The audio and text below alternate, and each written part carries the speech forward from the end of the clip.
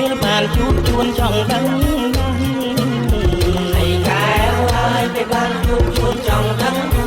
សង្ក្រានមានន័យដូចម្ដេចខ្លាំងជំរាបប្រសាំងឲ្យអងឆ្លងកែ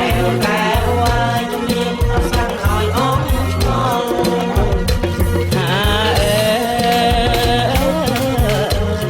សង្ក្រានបានន័យថាឃ្លាតឬន័យមួយទៀតការឈាន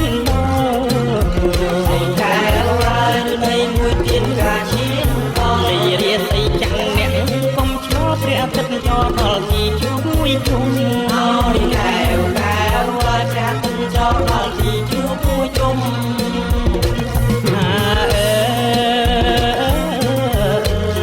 ដើមចុងរាសីចាំងជុំរៀបមើលលាក់ឲ្យសមរម្យហើយកែវហើយជំរាបមើលលាក់ឲ្យសមរម្យតាមឆ្នាំដល់ចុងបានមួយជុំខ្មែរយើងរៀបចំចូលឆ្នាំថ្មីហើយកែវហើយខ្មែរយើងរៀបចំចូលឆ្នាំថ្មី